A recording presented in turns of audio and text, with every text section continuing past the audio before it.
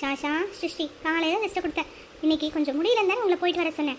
அதுக்கு போயிட்டு இப்படி பண்ணுறீங்க. மணி என்ன 4 ஆச்சு, 10 மணிக்கு சொன்னேன், இன்னும் போறீங்க நீங்கள். அம்மா நம்ம கடை தானம்மா, இப்போ போயிட்டு அப்போ வாங்கிட்டு வந்துட போகிறோம். பக்கத்து தெருவில் இருக்குமா, ஏம்மா கவலைப்படுறீங்க? ஆமாம்மா, போனால் ½ அன் ஹவரில் திங்ஸோடு வந்துட போகிறோம். நீங்கள் எதுக்கு ஃபீல் பண்ணுறீங்க? இருங்க, இப்போ போயிட்டு வந்து ½ அன் ஹவரில் போயிட்டு வரீங்களா? மணி 4 ஆச்சு. இங்கேருந்து நீங்கள் மெதுவாக ஆடி அசைஞ்சு கிளம்பி போயிட்டு எப்போ வீடு சேருவீங்க? சீக்கிரமாக போயிட்டு வாங்க. சரிங்கம்மா, போயிட்டு வந்துடுறோம். அம்மா எதுக்காக அந்த திங்ஸ் எல்லாம்? நீங்கள் தானே ஜெல்லி வேணும் பல்லி வேணும்னு கேட்டீங்க, அது செய்யறதுக்காக தான். ஓ, ஜெல்லி பெல்லியா, சூப்பர்மா. இப்போ போயிட்டு அப்படி எடுத்துகிட்டு வந்துடுறோம் லிஸ்ட்டை. சிருஷ்டி தங்கச்சியை பார்த்து கூட்டிகிட்டு போயிட்டு வரணும். ஓகேம்மா, கவலைப்படாதீங்க.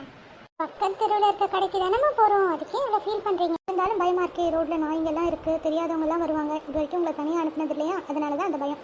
சரிம்மா, நாங்கள் பத்திரமா போயிட்டு வரோம். உங்களை தனியாக கடைக்கு அனுப்பிச்சுட்டு எனக்கு தான் படப்படப்பாக இருக்கு. இதுக்கு நானே போய் வாங்கிட்டு வந்திருக்கலாம்.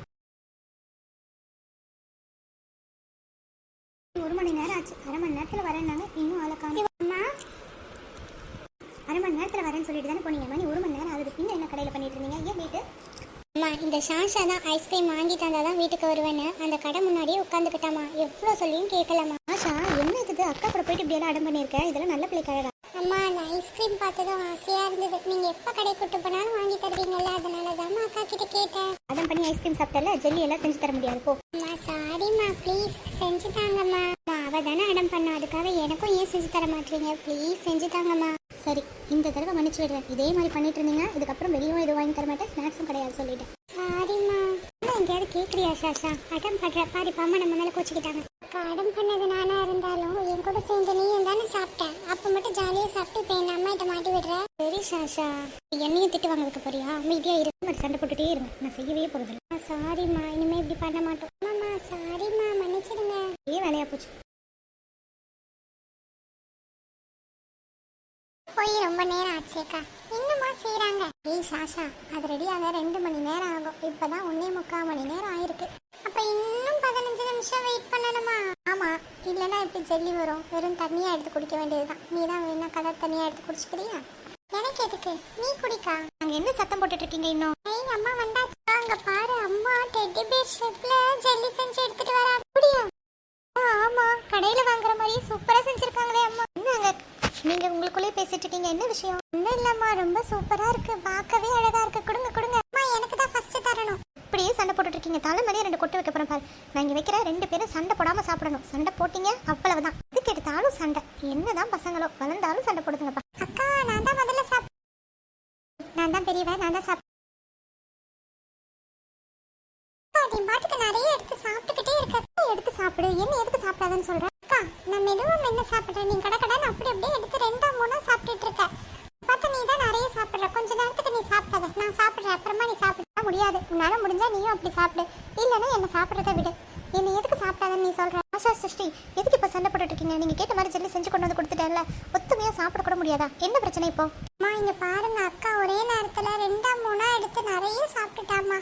நான் ஒன்றா மெதுவாக ரசிச்சு சாப்பிட்டுட்டு இருக்கேன். அக்கா நிறைய சாப்பிட்டுட்டாம்மா, எந்தலையாக சேர்த்து சாப்பிட்றா. அம்மா, நீங்கள் 2 பேருக்கும் கொடுத்தீங்க, நான் அவளை சாப்பிடாதன்னு சொன்னேனாம்மா. நான் சாப்பிட்ற மாதிரி அவளும் சாப்பிட வேண்டியது தானே? நான் சாப்பிட்றத வச்சு எப்போ பாரு சாப்பிடாத, வெயிட் பண்ணு, நான் சாப்பிட்றேன்னு என்னையும் சாப்பிட விட மாட்டேறாம்மா. என்ன பிள்ளைகளோ, நான் செஞ்சு தராமலாம் இருக்கேன், இதுக்காக இப்படி நடந்துக்கிறீங்க நீங்கள்?